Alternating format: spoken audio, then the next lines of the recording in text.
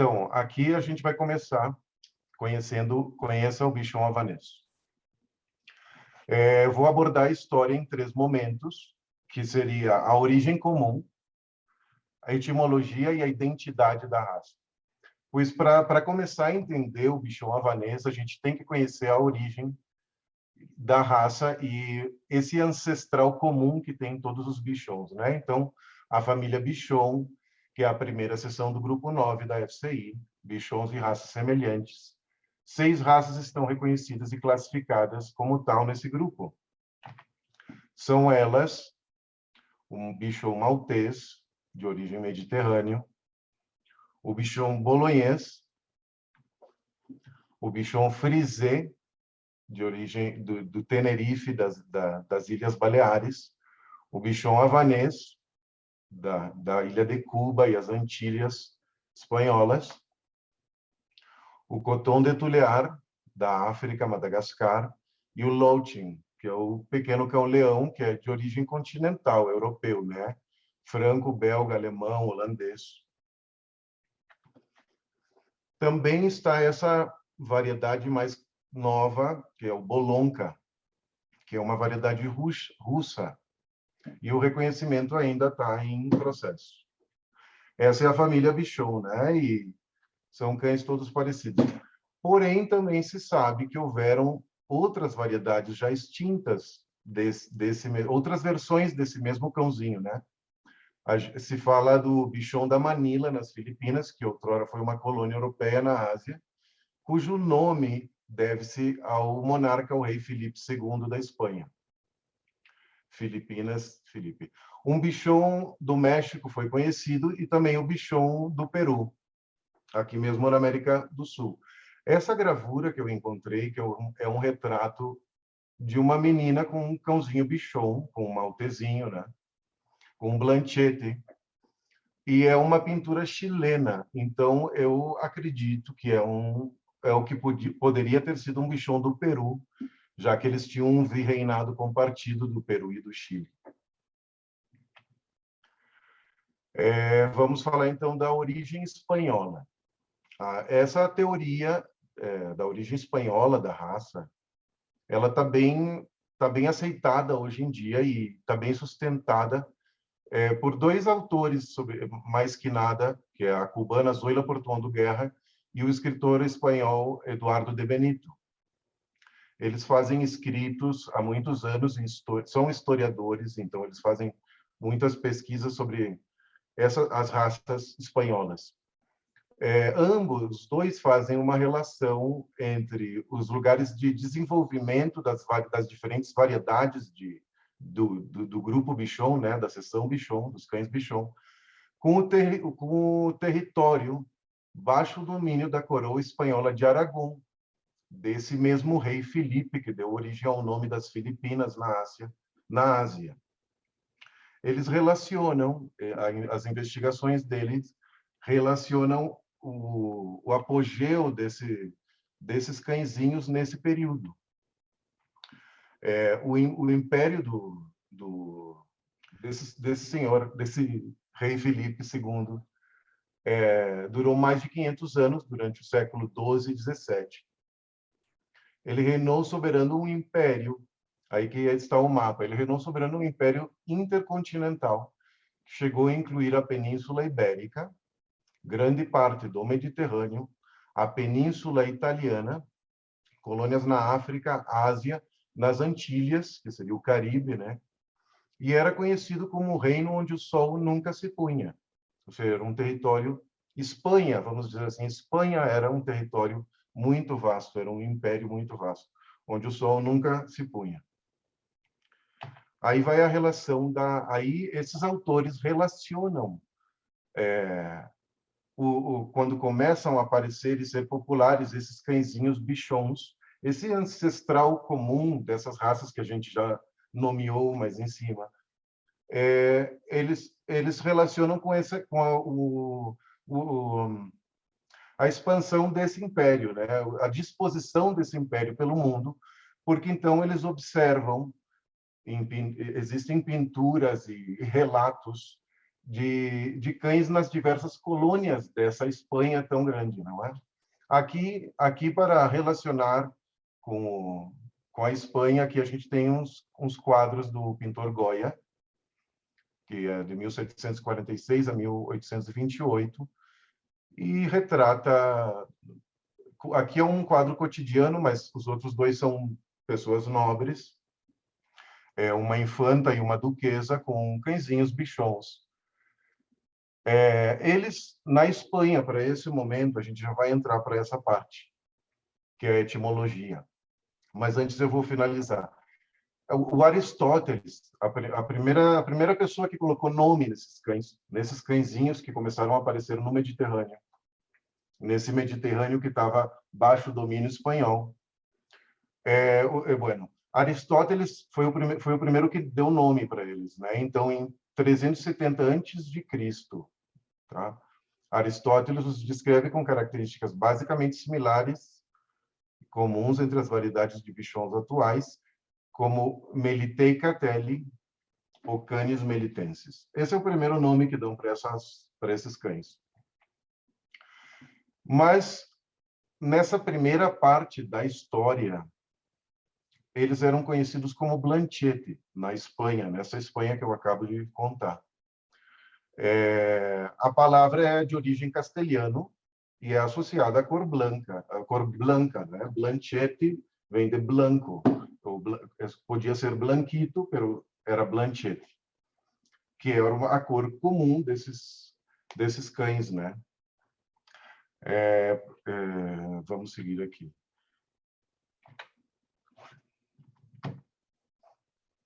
Então, um momento aqui.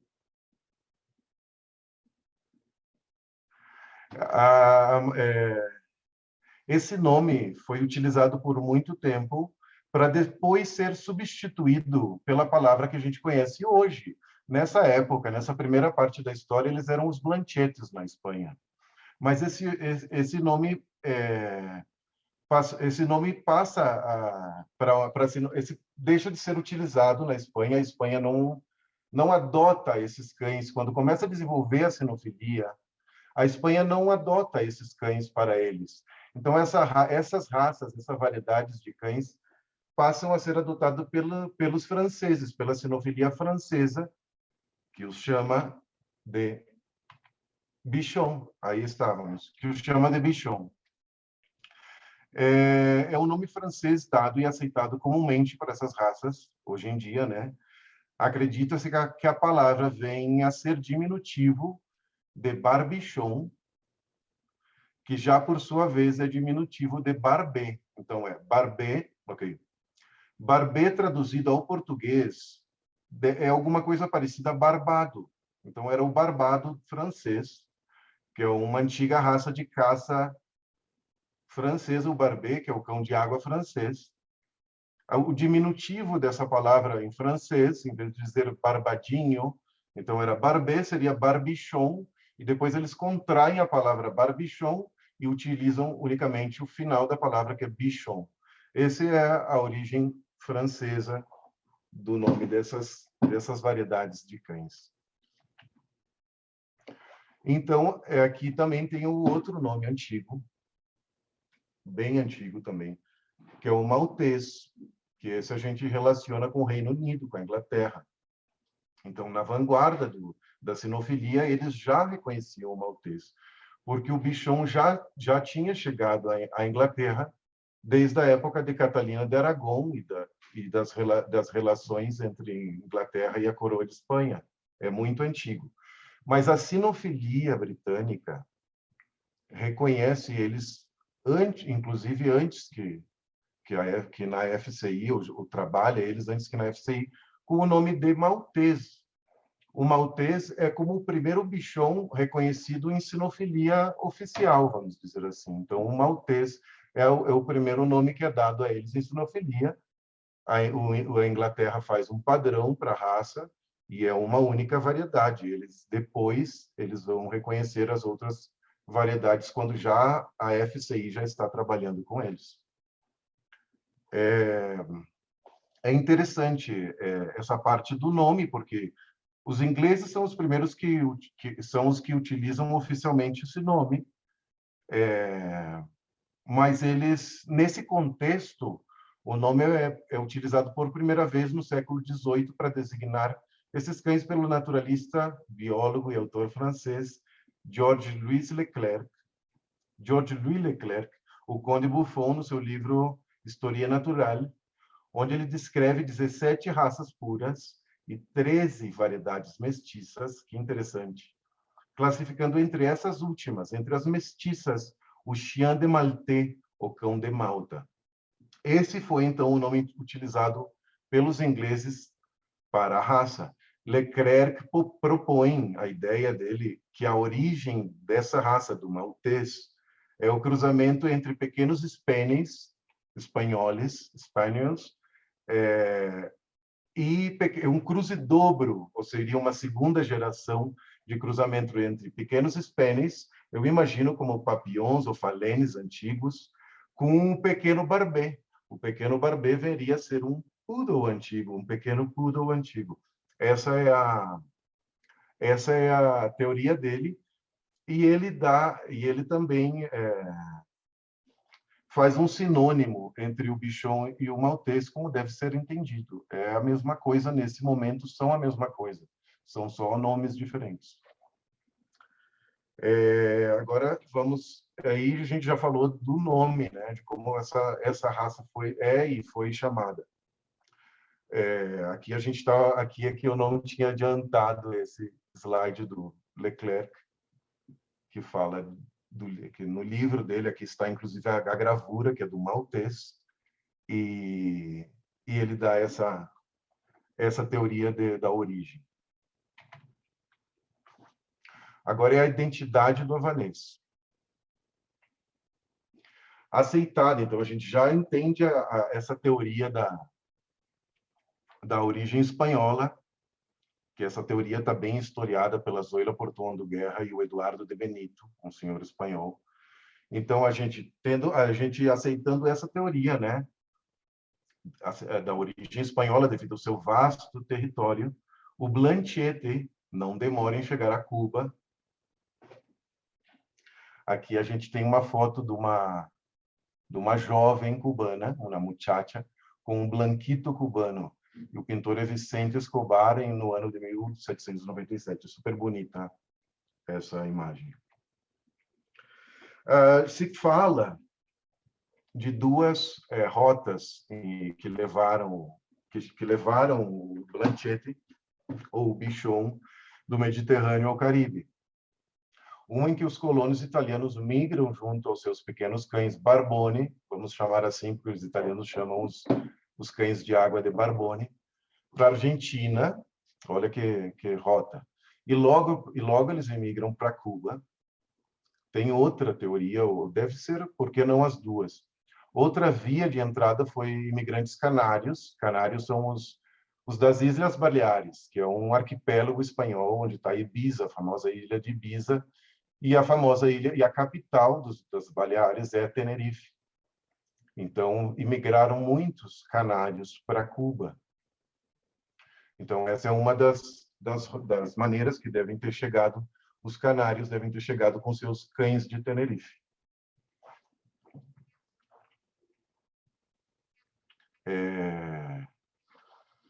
La Habana,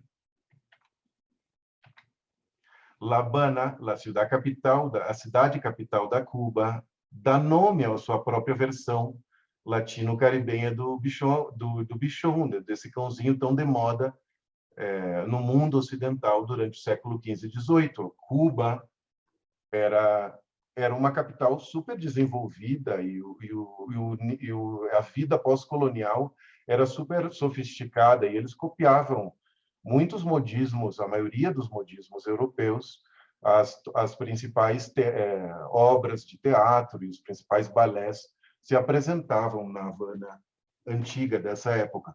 Então, era de entender que eles tinham, ou que eles desenvolvessem a sua própria versão do cãozinho de colo da moda, né?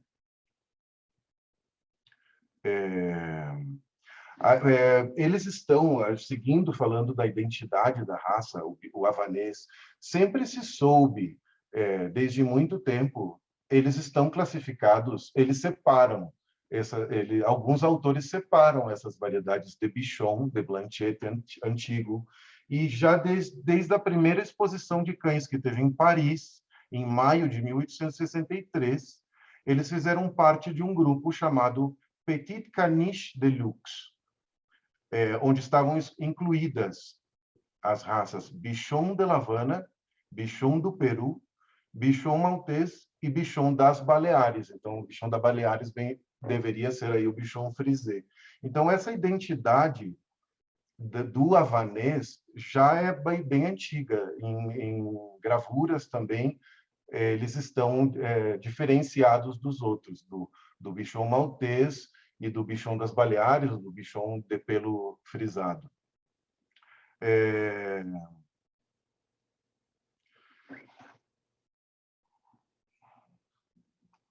Muito após muito tempo. Bom, esse é um momento da raça onde sempre se soube que, primeiro, a gente entendeu que da generalidade, né, do cão bichon, mas logo eles desenvolvem as suas próprias versões locais.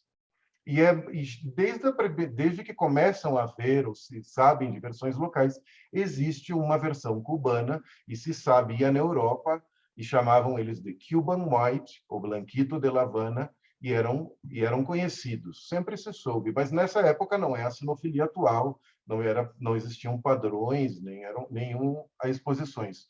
Até que em maio de 1866, quando começa o esporte, eles já estão presentes e identificados como tal, né? Mas um padrão racial aparece muito tempo depois, em francês, um padrão francês da FCI aparece muito tempo depois, nos anos 60. Então, desse cãozinho, desse cão que sempre se soube que existisse, até existia um padrão, passou muito tempo. E era um padrão francês, era um padrão europeu. Aí existe mais, aí realmente nessa parte da história existe um limbo aí que é um pouco difícil de historiar, de encontrar a resposta. Para passar desse momento, que era o cão cubano, para passar aos Estados Unidos e o havanês. Aí é uma segunda parte da história. O recomeço contemporâneo da raça, né? A fundação do Havanese Club of America pela senhora Dorothy Goodale. Então, desse momento passado da história, onde sempre se soube que quando teve bichon, teve um bichon cubano, a gente passa até um padrão nos anos 60, que faz a FCI, um padrão escrito em francês, e passa para esse segundo momento, que é o bichon nos Estados Unidos. Mas, geograficamente, Cuba e os Estados Unidos estão muito perto, né? Tem esse dado, eu acho que é interessante, porque é evidente que iam chegar aí, né? Eles estão a 1.300 milhas náuticas. Aí não é de surpreender que, numa sinofilia dos anos 80 e 90, que é tão desenvolvida, e eles passando por um momento tão cômodo, né, de apogeu, eles estivessem interessados em criar e introduzir raças novas. Então, essa senhora das fotos, Dorothy Goodale, nos anos 80, no final dos anos 70, começando nos anos 80, ela conhece esse cão que todos sabiam que houve, né? O bichon havanês em enciclopédia, e não encontra. Ela se interessa, ela está numa transição de uma raça grande para passar uma raça mais pequena, para ela poder trabalhar e ter. Então, ela faz a maneira que ela encontra encontra esses cães, ela faz um anúncio num jornal de Miami, onde tem muita colônia latina e cubana, e ela consegue resposta, mas ela faz um anúncio perguntando por cãezinhos desses, se pessoas da comunidade latina e cubana sabiam ou podiam recomendar, e ela tem resposta. Dessas respostas, ela consegue 16 cães, com umas 5 famílias que ela contacta. Umas tinham emigrado para a Flórida, desde Cuba, e outras estavam na Costa Rica ainda. Então, daí é que ela tira a base, começa a criação dela nos Estados Unidos. Eles, em seguida, no ano de 1982, eles fundam o Havanese Club of America. E ao mesmo tempo eles começam a criar muito, e eles começam a exportar desses cães fundadores cubanos trabalhados nos Estados Unidos pela senhora Dorothy Goodale e o pessoal que acompanhou ela no clube. Eles começam a exportar para a Europa, e aí desses cães americanos é que é a base das linhagens europeias contemporâneas. E ela consegue restabelecer a raça novamente no mundo, do que era só um cãozinho de enciclopédia, que o pessoal sabia que existia. Ela consegue reunir os cães fundadores, fazer um trabalho de resgate da raça, e criou muito, difundiu muito a raça nos Estados Unidos, e começa, nesse período, já a exportar para a Europa, porque teve muito interesse na Suíça, na Alemanha. E daí vem toda a base da criação contemporânea da raça, desses cães que ela conseguiu resgatar dos cubanos. Aí a gente vai passar para uma terceira parte da história. Esse é o jeito que eu conto a história, o que eu entendo, né? Que é o resgate dos bichons na sua ilha natal. Isso acontece, que também tem um pouco de desinformação a respeito desse tema. Mas, então, esse resgate acontece aproximadamente 10 anos após a iniciativa da senhora Dorothy Goodale. Um grupo de cubanos começa o árduo trabalho de recuperação da raça e a sua identidade na ilha, liderados pela historiadora Zoila Portuondo Guerra, e como a sua primeira presidente e fundadora, em 1991, do Clube Cubano do Bichon Havanês, tendo acesso a relativamente uma base grande. Esse grupo, 10 anos depois que a senhora americana se reúne, era um momento que a nova sinofilia cubana estava florescendo. Muitos personagens saíram desse momento, e era um momento muito bonito. Eles decidem resgatar a raça em Cuba. Um grupo de aficionados com muita dificuldade, eles conseguiram, numa base mais ou menos grande de cães que eles tinham disponíveis, estou me enredando, desculpa. Eles conseguem fazer um grupo de criação. Eles não criam individualmente, senão que o canil é do clube, vamos dizer assim. Eles chamam esse canil do clube de La Giraldia, e eles fazem um plano de criação com os cães que eles encontraram em Cuba, para começar essa nova geração de cães cubanos. Foi como um recomeço das linhagens cubanas. Isso aconteceu 10 anos depois que a senhora americana. Eles desenvolvem, então, as linhas de sangue cubanas atuais, que posteriormente e eventualmente iriam se misturar às linhagens europeias e norte-americanas contemporâneas. Então, já essas linhagens já foram todas, a maioria já foram mescladas. Mas então a raça acontece nesses 3 momentos, eu acredito. Nesse momento mais histórico, assim, de que se sabia que existia, que se via em livros, assim, em relatos, em pinturas.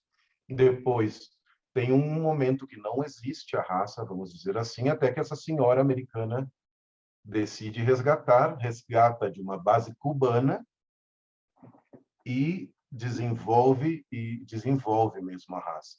E depois, 10 anos depois, os cubanos desenvolvem uma nova uma nova linhagem cubana, e já essas todas estão já mescladas de uma ou outra maneira. Para essa ocasião dos 90, eles fizeram, os Correios de Cuba lançaram um selo comemorativo. E o modelo que foi utilizado foi o Pupi.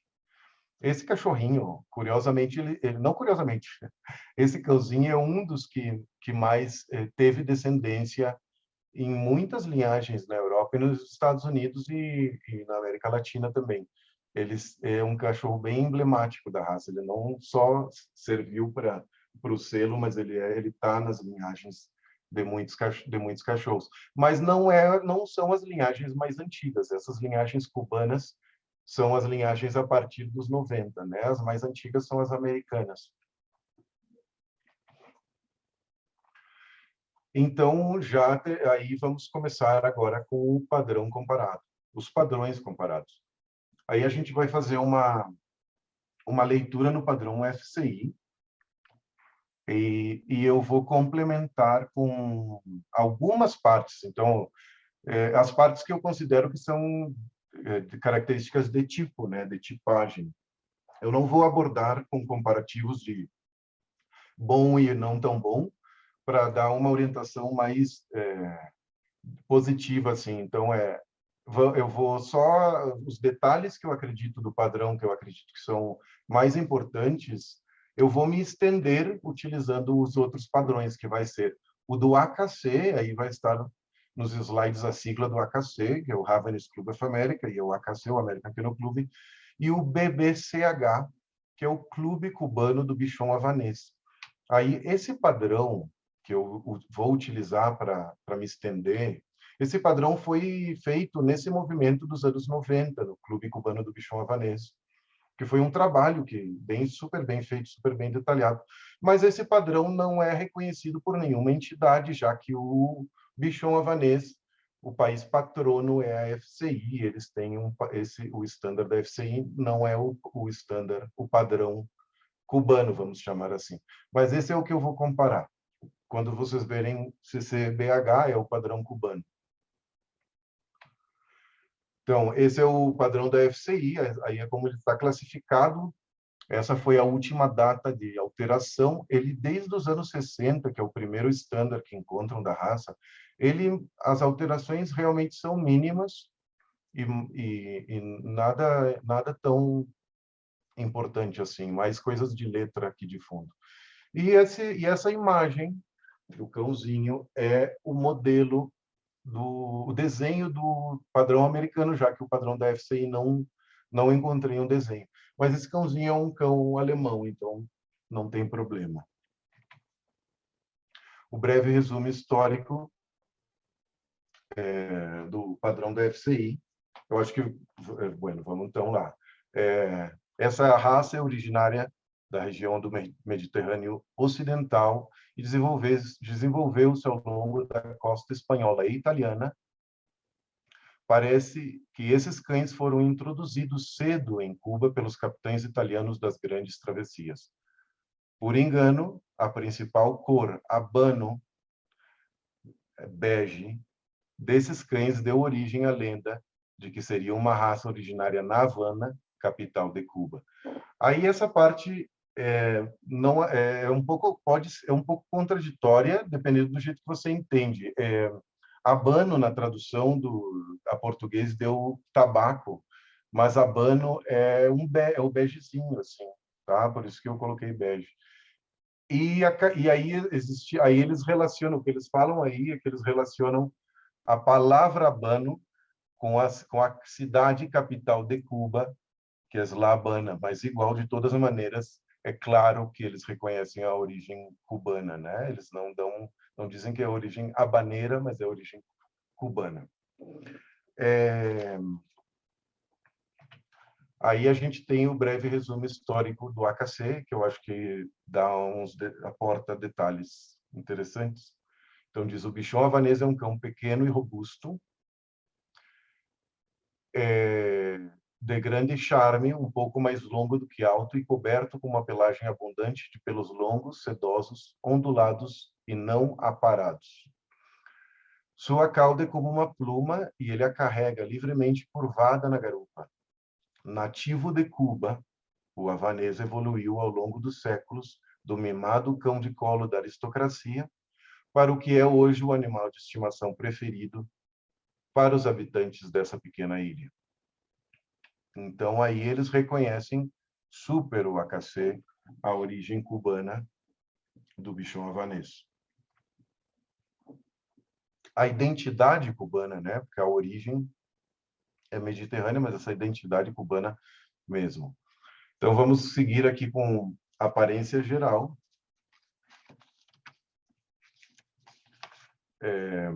Então, deixa eu organizar minhas colas aqui. O havanês é um cão pequeno, forte, de pernas curtas, com longos e abundantes pelos macios e preferencialmente ondulados.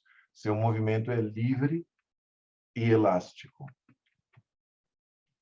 Aí a aparência geral do Clube Cubano do Bichão Habaneiro. Eles dizem: o BH é um cão pequeno, robusto, de constituição harmoniosa, tem as pernas relativamente curtas, então aí eles estão de acordo mesmo, aí é um cachorro baixinho, e o tronco mais alongado.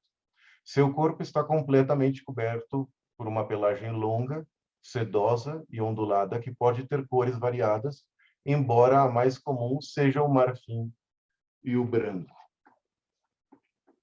Então, eles aí também estão de acordo que, como a mais comum na FCI também diz que é o color habano, que seria o color marfim, né, nesse caso. Eles se estendem, é mais bonita a aparência geral, a maneira que os cubanos descreveram a sua própria raça. Então, desculpa, aqui está.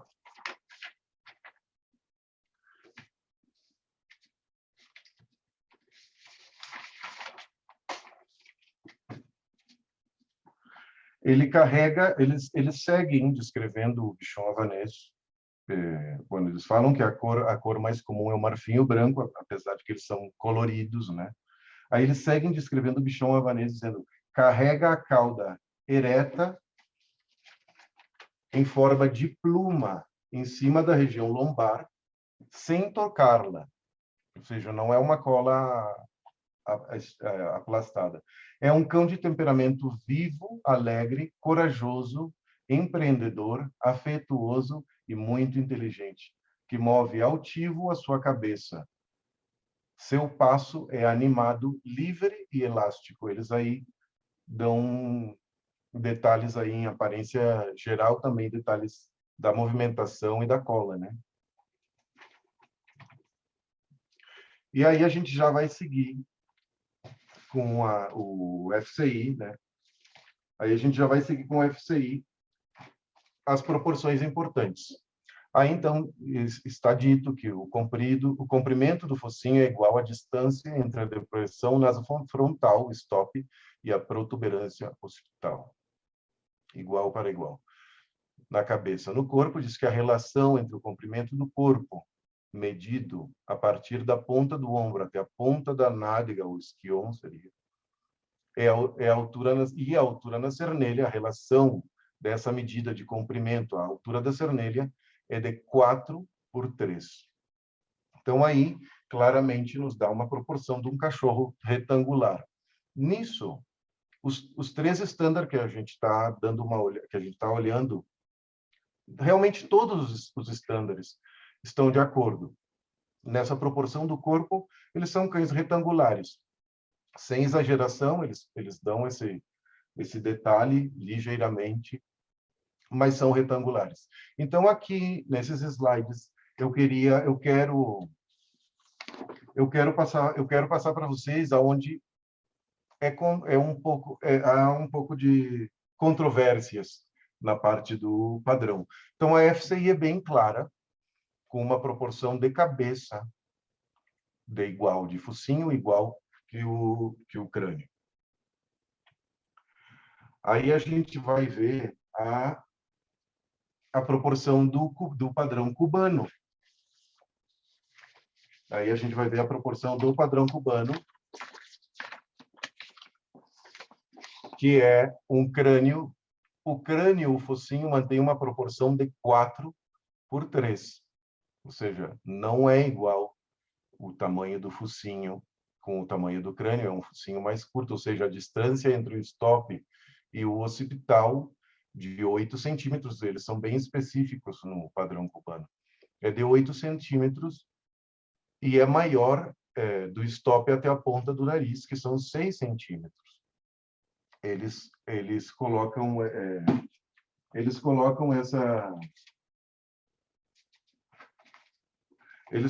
esse detalhe aí na, na proporção importante. E em cabeça do cubano, eles recalcam nesse detalhe também, que eles falam o crânio é largo e achatado, cujo comprimento é maior que o do focinho. Essa proporção eles comentam em proporção importante e em cabeça, diferente do da FCI nesse caso. E aqui está a proporção de cabeça também, né, do AKC, do Ravenous Club of America. Então, o comprimento é ligeiramente menor que o comprimento do crânio, medido da depressão nasofrontal, do stop até a ponta do occipital. Bueno, aí então como descreve o padrão cubano, e além disso eles dão esse outro dado, que os planos devem estar ao mesmo nível, os outros dois não comentam, de que tem certo paralelismo. Os outros não comentam essa parte. Então, era isso que eu queria. Essa parte eu acho que é um pouco controversial, como outra parte do padrão, que é a proporção da cabeça e a linha superior. Tá? Então, o que eu opino? Pessoalmente, eu opino que, na vida real, a população desses cães, vamos dizer assim, não tem essa proporção igual, simétrica, do mesmo comprimento de focinho e mesmo comprimento da cabeça. Eles são de focinho mais curtinho. E eu acredito que é muito mais bonito uma cabeça assim, mais harmoniosa, como fica a distribuição quando você vê o cão de frente, a distribuição dos olhos e do nariz é mais equilátera, é mais harmoniosa que quando se tem um focinho mais longo. Mas isso seria só a minha opinião. Aí a gente vai seguir aqui com o standard da FCI, que é comportamento e temperamento. Vamos passar aí o excepcionalmente brilhante, é facilmente treinável como cão de alarme, afetuoso, de natureza feliz, é amável, charmoso, brincalhão e até um pouco palhaço. Ama as crianças e brinca com elas incansavelmente. Olha, esse aí é uma característica, eu acredito que, de todas as raças bichons. Eles são os primeiros cães, os bichons, esse que descreveu o Aristóteles em 370. Eles são os primeiros cães que não eram nem para caçar, não eram para ir para a guerra, eles eram só para companhia, né? Então, todos os cães da família Bichon são pets maravilhosos, por isso, porque eles se adaptam muito aos diferentes estilos de vida das famílias, desde criança até a vovozinha, tá? Isso é bem assim com eles. É uma raça super divertida. Alguns, como são cãezinhos mimados, alguns podem ter um temperamento um pouco delicado, que não é ideal, mas o ideal é um cachorro bem extrovertido e brincalhão mesmo. Então a gente já começa a cabeça de comprimento médio, a relação entre o comprimento da cabeça. Olha essa proporção aí. A relação entre o comprimento da cabeça e o comprimento do tronco, medido desde a cernelha até a base da cola. Não é o comprimento completo, é o comprimento só das costas, vamos dizer assim. É de 3:7, ou seja, o comprimento, segundo o estándar, o comprimento da cabeça é menos da metade do comprimento das costas. Aí eu acredito que Eu acho que não é uma medida tão real, porque aí ou a gente vai ter cães com cabeça muito pequena ou cães com corpo muito longo. Mas vamos ver. Então eu vou complementar com a cabeça como está descrita pelos cubanos, pelo Clube Cubano do Bichón Habanero. Aí ela fala que é grande, a cabeça mais proporcional ao tamanho do corpo, porém proporcional. Stop moderado, crânio largo e achatado, e aí repete da proporção, cujo comprimento é maior que o do focinho.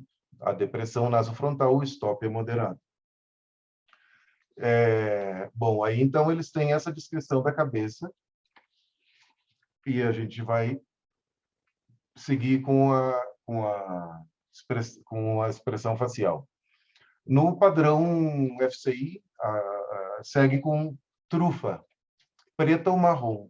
Então, eles não especificam nada, que está bem aqui, é bem claro que o nariz é preto ou é marrom, eles não dão nenhuma relação com nenhuma cor da pelagem do corpo, não é? Então, qualquer das cores aceitadas, que agora a gente vai ver que são muitas, podem ter o nariz e a pigmentação do olho, do lábio, né? Preta ou marrom.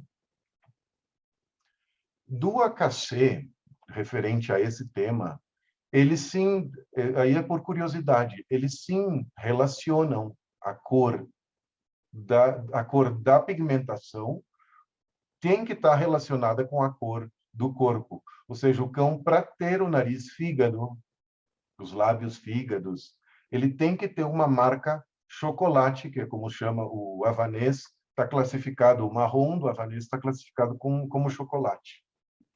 Né? Que a classificação das diferentes raças é diferente, né? No caso do havanês é chocolate. Então, eles têm que ter, para ter o pigmento fígado, tem que ter mancha marrom no corpo. Na FCI, não discrimina. A FCI você pode encontrar um cão branco ou creme com pigmento fígado, com pigmento marrom. Tá?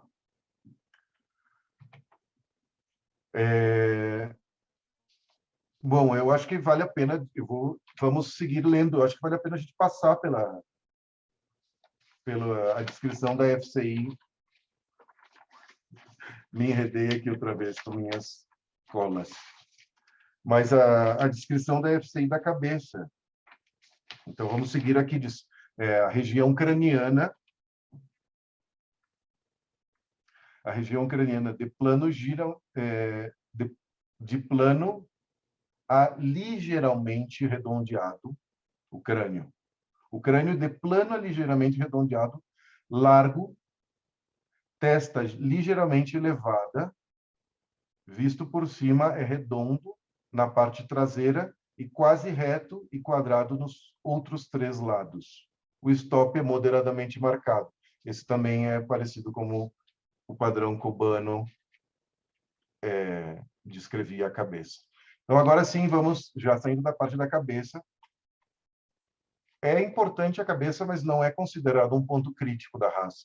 Mas eu, como criador, eu considero que sim. Então, eu acho que era importante a gente ter detalhado. Agora vamos, então, para... então, o padrão segue com anteriores, né? Com membros anteriores. Deixa eu checar bem. Ah, não, desculpa. Já vou... Só falta uma folha aqui que eu perdi. Aqui. Então, seguindo... Desculpa. Vamos voltar aqui. Vou ler o que segue dizendo o padrão da FCI sobre a região facial. Então, eles falam de um focinho estreito, progressivamente e ligeiramente em direção à trufa, estreitando-se progressivamente e ligeiramente em direção à trufa, mas sem ser pontudo ou truncado. Lábios finos, magros e aderentes, eles não são de focinho grosso A mordida é em tesoura, a dentadura, né? A dentição é completa, desejável, mas eles toleram a falta de um P1 e um M3, um molar e um premolar. As bochechas são planas, eles não são umas cabeças grandes debaixo desse pelo e não proeminentes. Olha que importante essa característica. E aqui o padrão descreve super bem, que é os olhos bastante grandes, de forma amendoada, de cor marrom, o mais escuro possível, de expressão amável. As bordas e as pálpebras devem ser de marrom escuro a um negro. As orelhas inseridas relativamente altas, caídas ao longo das bochechas, formando uma discreta dobra que se eleva ligeiramente. Isso é assim, ó, eles têm umas orelhas pequenas, eles são mais ou menos como as orelhas de um maltês. Eles estão altas, não são muito grandes, e tem uma prega na base, e quando eles estão em atenção, eles fica meio levantadinha. Algo parecido ao que possa ser a orelha de um Jack Russell ou algo assim. Eles dão uma levantadinha na base, que é o que nos diz aqui o padrão. São peludas, né? São bem peludas, mas não devem ser nem muito abertas, nem muito separadas da cabeça, nem devem ser pegadas às faces, como seria um poodle, vamos dizer assim. Tá? Depois segue, depois da cabeça, o padrão fala do pescoço, que é de comprimento médio, e já segue o tronco, finalmente. Então, aí outra vez, né, fala de um cão retangular, não é? O comprimento excede ligeiramente, é um cão retangular, mas não é tão longo. E aí tem a garupa bem inclinada ou notavelmente inclinada. Aí eu acho que é um pouco de exageração na nomenclatura, mas é como está. As costelas bem arqueadas e o ventre, a barriga bem esgalgada. A garupa bem inclinada, eu fico confundido às vezes com essa descrição. Mas agora, quando a gente seguir lendo sobre o top line, a gente vai esclarecer um pouco mais. Vamos ver. A linha superior. Agora, quando a gente ver a linha superior. Então, aqui a gente tem a linha superior, assim, o que segue do tronco, né? O tronco segue o dorso, que diz que a linha superior é reta, ligeiramente arqueada, no da FCI, né? Ligeiramente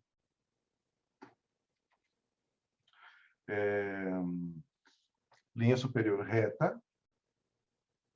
Onde é que está aqui? Ligeiramente arqueada sobre o lombo. É como descreve a FCI.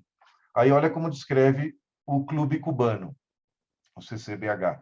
A linha superior é uniforme, mas não reta como uma tábua, com uma ligeira elevação em direção à região lombar, é mais ou menos a mesma coisa, e terminando em uma grupa um tanto baixa. Aí sim me esclarece que essa garupa bem inclinada quer dizer que é um tanto baixa. Tá? Então, aí é uma linha superior ligeiramente arqueada, vamos dizer, né? Uma linha superior ligeiramente arqueada, onde as duas utilizam a palavra reto, eles falam de o FCI fala de um arqueamento na zona lombar e o cubano fala de uma elevação em direção à zona lombar. Essa é a descrição que a gente tem. É difícil de entender um pouco.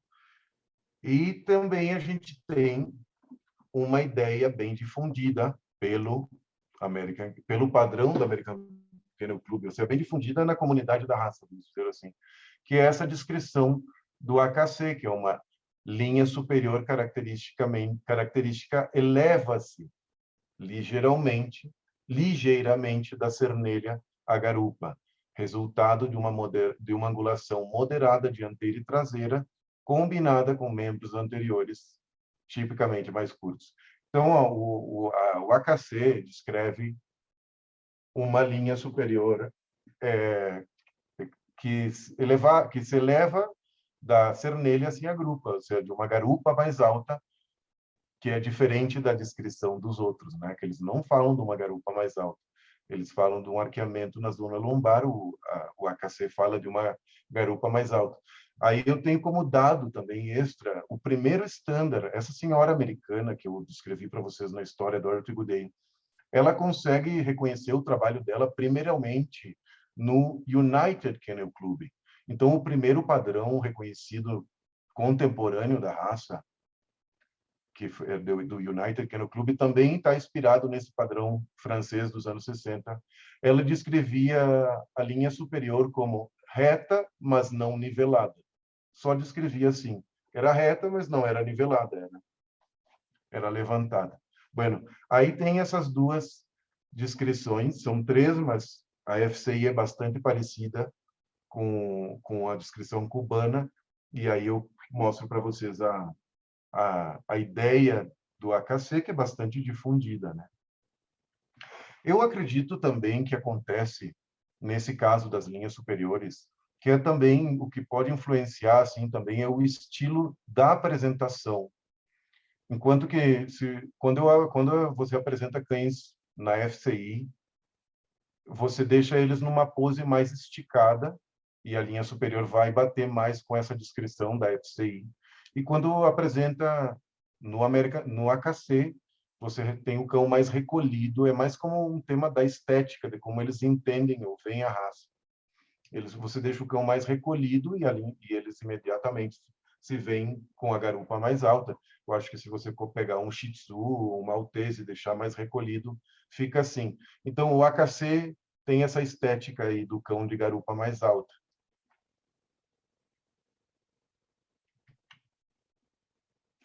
Aí vamos ver. Aí o padrão, deixa eu ver, voltar, desculpa, que eu me desconcentro. Aí o padrão descreve, então, já termina, da FCI descreve assim o tronco, né? Termina com a linha superior, com a linha inferior bem esgalgada.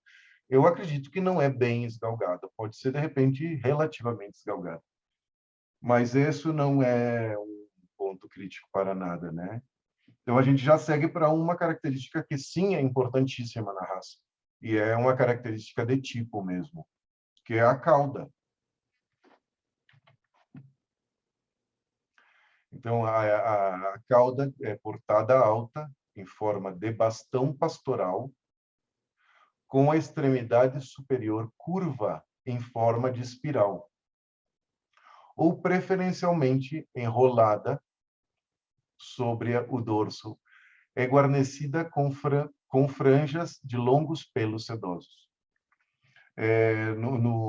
No padrão, nessa tradução espanhol, em espiral, eles usavam uma palavra que era rebuscada, mas é mais ilustrativa, que chama colupa. Eles diziam portada em bastão, com a extremidade superior em forma de colupa. E isso que era, aí a gente buscou, e é ilustrativa, porque é dessas colunas gregas, na ponta dessas colunas, quando vão chegar no teto, tem um adorno arquitetônico, como uma folha que dobra assim, essa é a colupa, e eles descrevem no padrão que a ponta parece como essas folhas das pontas das colunas gregas, assim. Ou preferencialmente enrolada sobre o dorso. Eu acho que essa palavra é forte, mas é a que está, mas eu acredito que seria encurvada sobre o dorso e guarnecida com franjas de longos pelos. Dessa, sim, temos mais detalhada descrição nos outros padrões. Vamos olhar. Então, no American Kennel Club diz: a cauda é portada alta como uma pluma, com longos pelos sedosos, se arqueia para a frente, mas não fica achatada nas costas, nem muito enrolada. Quando em movimento, a cauda é portada solta e suave, e suavemente curvada sobre a garupa.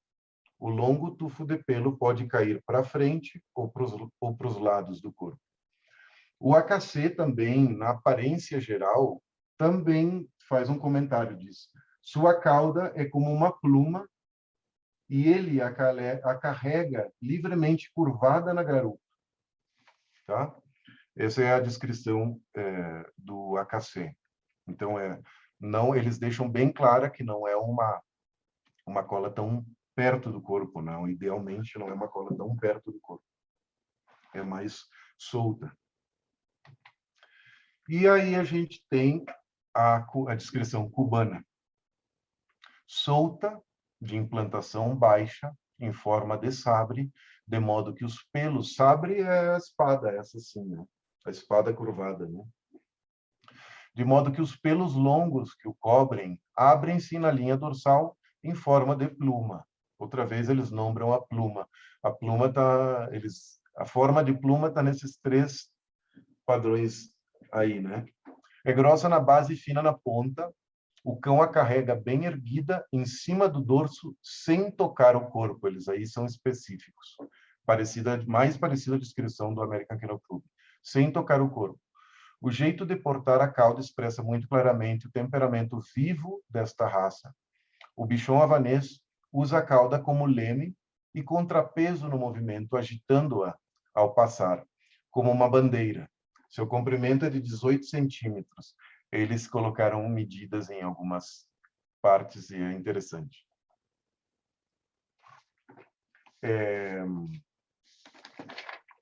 Deixa eu ver se eu tenho alguma coisa mais. Eu acredito que eles têm mais, os cubanos dão mais detalhes, mas eu acho que assim é bem claro como eles deixaram, como fica, tá? É uma cola, não é todo ele, não é um cão genérico. Eles têm muitos detalhes de tipo deles particulares, e a cola é um desses. A cola é uma cola mais solta e é como uma pluma, né? Como uma pena. Agora vamos com extremidades. Isso a gente está buscando aí um cão bem construído, né? Então, essas raças pequenas, com essa conformação de corpo, esses cães mais perna curta, mais alongado, eles têm muita tendência a frentes com a condroplasia, né? Em diferentes graus, né? Uns mais, outros menos, mas não é raro que isso exista. Então, a gente vai buscar muito, sobretudo os criadores, né? Melhorar as frentes dos cães. E se os juízes deveriam valorizar isso, mas sem colocar essa característica por em cima de características de tipo. Esse defeito, vamos dizer assim, não é algo que eu acredito que tem que estar buscando, senão que é algo que os criadores têm que estar trabalhando por melhorar. Então, a gente vai ir atrás de uma frente bem construída, não é? Com membros anteriores, a aparência geral é reta e paralela, seca, bom osso. É a única descrição que a gente tem, que temos do padrão da FCI. Mas o padrão AKC e o padrão cubano falam de um número mais curto. Então, a gente vai entender onde entra onde esse número mais curto vai fazer a diferença na hora da movimentação. Mas então, os 3 padrões basicamente buscam um cão bem construído, com frente reta, paralela. O osso é seco, não é um osso tão grande, eles são pequenos, né? São cães pequenos. Então, aí eu coloquei junto a descrição do trem posterior, que também a gente vai atrás de um cão saudável, boa ossatura, angulações moderadas e os pés traseiros ligeiramente alongados, pequenos e compactos. Isso é meio genérico. A gente segue, então, com movimentação. Aí sim é uma característica muito de tipo da raça. O havanês tem um andar leve e elástico, vistoso e ágil o suficiente para enfatizar sua personalidade alegre. Movimento muito livre dos membros anteriores, muito livre nos membros anteriores, que se movem em linha reta. Os posteriores dando propulsão em linha reta. Isso é quando a gente leva eles numa linha reta, né? Mas a movimentação do havanês é muito do tipo da raça. Quando você vê três ou quatro cães peludos no grupo e você bate o olho e sabe que é o havanês, principalmente pelo jeito do movimento, do andar deles, que é eles não é um andar genérico, regular do que a gente espera, perto do chão, sem elevação. Não, eles não, nenhum dos padrões fala em hackney, mas eles falam em movimentos livres no trem dianteiro. Eles movimentam muito livremente o trem dianteiro e eles mostram as almofadas plantares. Eles fazem flash of pad, idealmente. Eles não têm um movimento perto do chão, eles estão livres na movimentação e vistoso e ágil o suficiente para enfatizar a personalidade. Quando você está vendo eles mover, você tem que ver um cachorro bem alegre, não é um cachorro sério, que não pode mexer nenhum pelo do topete, nenhuma linha das costas. Não, eles podem escabelar, eles podem mexer o topete. Você quer ver isso. O movimento do AKC, o movimento do AKC fala: o andar do bichon havanês é vivaz, elegante, elástico e único, contribuindo muito para a tipicidade essencial da raça, que eu tinha falado para vocês. A elasticidade característica é causada por uma sólida propulsão, se a parte de trás pula muito, empurra muito, combinada com uma ação frontal chamativa. Eles mexem muito na frente. É muito livre o movimento dianteiro. Consequência de um menor tamanho do húmero. Então, quando o húmero é mais curtinho, pode ser, digamos que uma falta em algumas raças, eles têm uma elevação da pata dianteira, que não é ideal na maioria das raças, no havanês é típico. Aqui está a descrição do cubano, mas deixa eu achar aqui, porque é bonito. O padrão cubano é muito bonito. Eles escrevem muito bonitos cubanos. Então, o bichon havanês tem um passo vivo e elástico que sublinha e expressa seu caráter alegre, parecido com como estava no AKC. Casual e um pouco arrogante, de movimentos livres e amplos. Permite ver ao trote rápido as almofadas plantares. Em marcha, a linha superior permanece estável. Se o cão é bem constituído, seu deslocamento é ágil e rápido. Seu deslocamento é ágil e rápido do que se poderia esperar de um cão desse tamanho. De um cão de pernas curtas. Quando se move, leva sua cauda e a cabeça erguidas e balançando a cauda como uma bandeira. Essa é a descrição do estándar cubano da movimentação. Esse movimento aqui do ida e volta, da volta mesmo, é super importante. Esse é o que o estándar americano chama de flash of pad, que o padrão cubano também cita, não é? Que o padrão cubano também cita. Misturei tudo aqui nas minhas colas. Já vou organizar. Mas é o flash of pad, que é a primeira imagem aí, que é quando eles mostram a almofadinha da frente mesmo. Isso é tão característico da raça. Então, logo da movimentação vem a pelagem. Então, o subpelo lanoso não é muito desenvolvido, muitas vezes totalmente ausente. O pelo de cobertura é muito longo, 12 a 18 centímetros em um cão adulto, macio, plano ou ondulado, e pode formar mechas enroladas. Esse pode formar mechas enroladas, eu nunca entendi a que se refere. No AKC, eles, não na descrição da pelagem, mas eles têm uma parte que chama apresentação. Uma das apresentações do havanês é com cordões, como se fossem os cordões do escudo. Eu nunca entendi, algumas vezes eu acredito que essa parte e pode formar mechas enroladas, poderia ser isso dos cordões, mas não fica claro. Segue dizendo: está proibido qualquer tipo de grooming, uso de tesoura para igualar o comprimento dos pelos e o trimming. No, no standard em espanhol fala depilação ou usar máquina, né? A pelagem do AKC, como descreve. Eu acredito que, aqui eu estou complementando, eu acredito que essa descrição da pelagem da FCI está bem, mas não é suficiente. Então, aqui ó, o AKC fala, a pelagem é dupla, mas sem o subpelo lanoso geralmente associado às pelagens duplas. Não é a pelagem dupla de cole barbudo, de pequenez, é uma pelagem mais tirando a seda, né?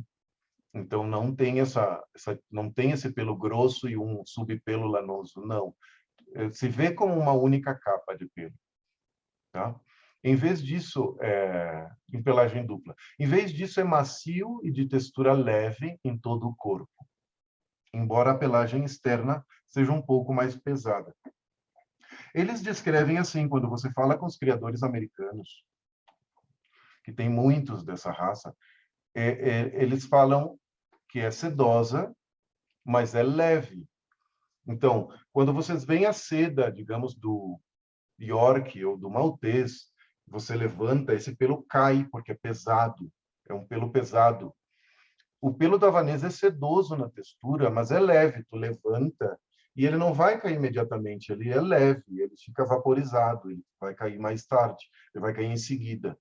Essa seria é, a textura leve que eles descrevem no AKC. O pelo comprido é abundante, idealmente ondulado. Uma pelagem ideal não será tão abundante ou tão longa que esconda as figuras, as linhas naturais do cão.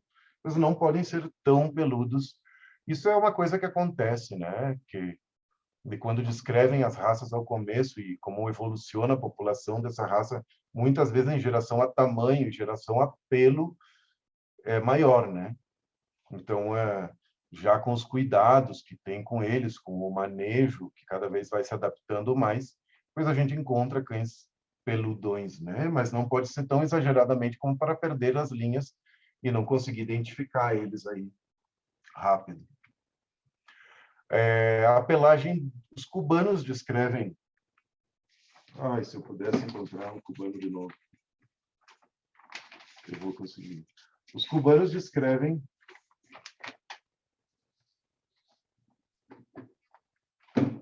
abundante, ondulado, estendido por todo o corpo.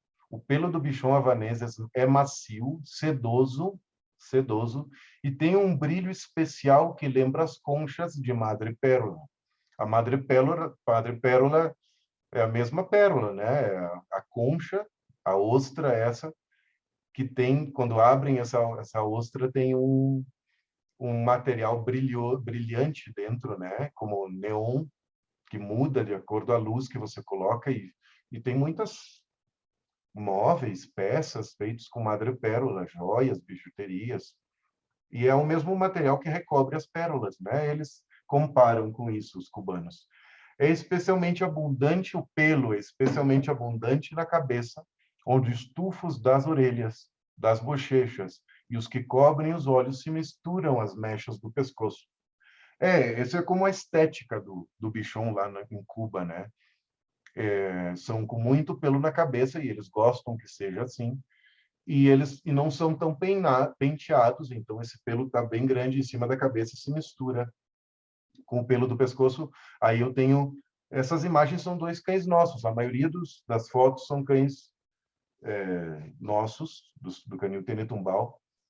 E aqui, essa segunda foto tem uma fêmea que está com o pelo bem natural e combina com essa descrição aí dos cubanos.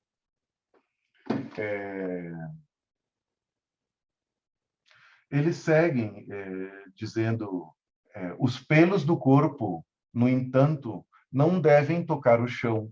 Esse é um detalhe que eles colocam aí, pois as patas do cão devem estar claramente visíveis.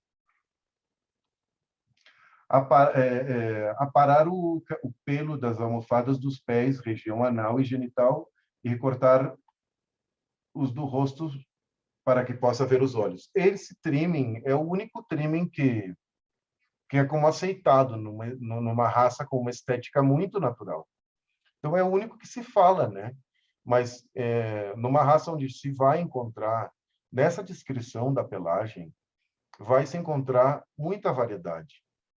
Por quê? Porque a gente já vai seguir o porquê, que é o seguinte, é a seguinte parte do padrão, pela cor. Então, vamos seguir aqui.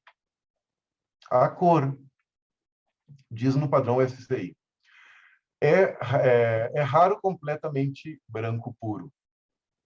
Fulvo nas suas diferentes tonalidades.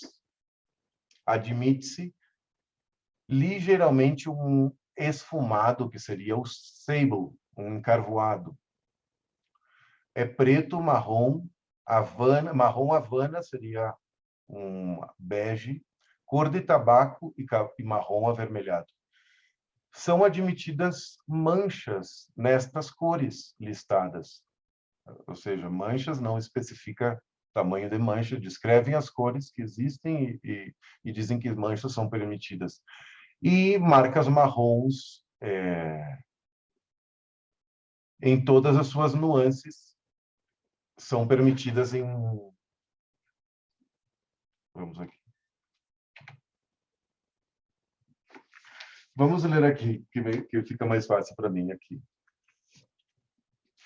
É raro completamente branco puro, fulvo em suas diferentes tonalidades, admite-se ligeiramente esfumado. Esfumado seria o sable, tá? Preto, marrom, havana, cor de tabaco, marrom avermelhado, são admitidas manchas nas cores listadas. E marcas marrons em todas as suas nuances seriam os tan marks. Todas essas variações, que podem ser sólidas, com branco, todos podem ter tan marks, as manchinhas em cima do olho, nas bochechas. Essa é a descrição da FCI, é um pouco confusa, eu acho. Aí vem a do AKC. Diz, todas as cores são aceitas, individualmente ou em qualquer combinação. A pele pode ser sardenta ou parcialmente colorida.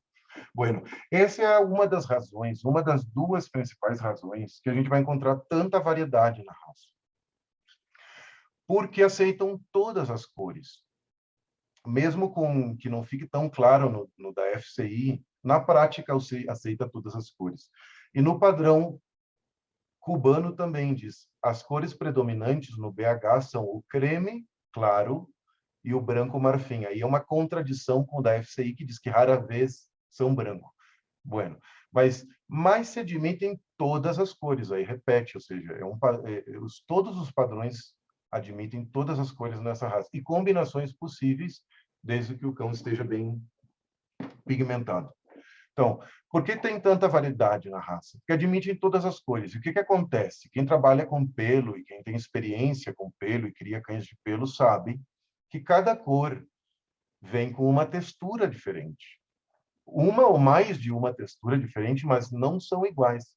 Então, como é um cão coberto, na aparência geral fala que é um cão coberto de pelo, pois muitas vezes vai estar coberto por pelos de diferentes texturas. Então, aí já tem uma razão porque diferentes texturas que podem, de repente, encaixar com a descrição do padrão, mas no detalhe são diferentes. Principalmente, eu acredito que pela cor, tá? Então, vamos seguir. Não vamos aí ainda. Deixa eu ver aqui. Pelagem, cor. Aí, já segue o tamanho.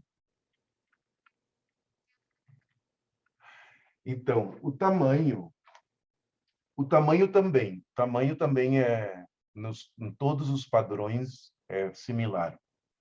Então, é altura de 23 a 27. Aí assim está escrito na FCI, que está mais interessante, está mais específico. E a tolerância é de 21 a 29, né? Então, aí entre esse 23 e 27 estão os ideais, mas igual na vida real, vamos encontrar desde 20 a 30.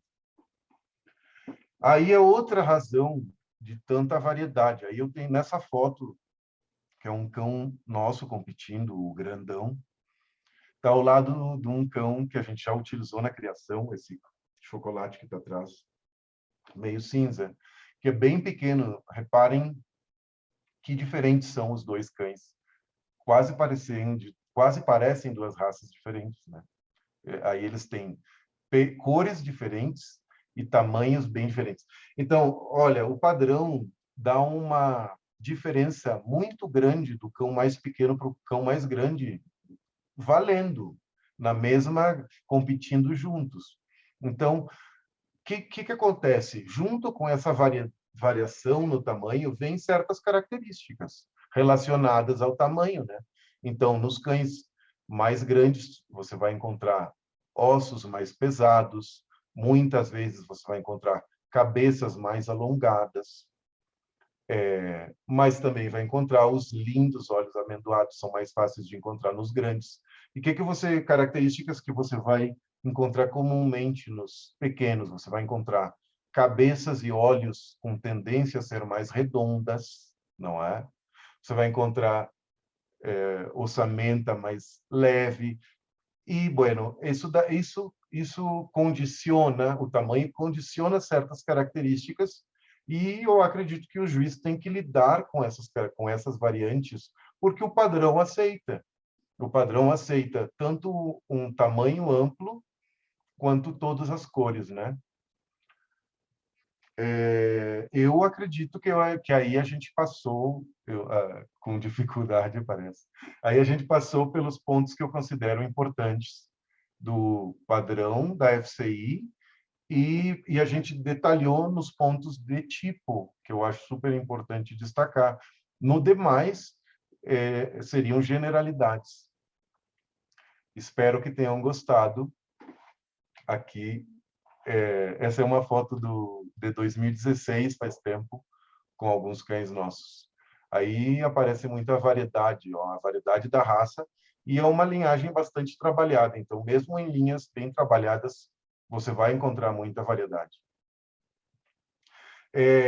Nos créditos, eu tenho que agradecer, porque a parte da história não fui eu não fui eu que historiei, eu só juntei essa informação e resumi, bem resumida essa informação, que é historiada pela senhora Zoila Portuondo Guerra, que é uma senhora cubana, que é a fundadora do Clube Cubano do Bichão Havanês, e por um senhor espanhol, que é Eduardo de Benito.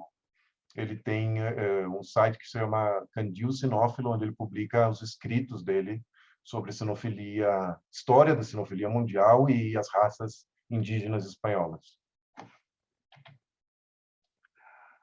Muito obrigado por terem participado comigo.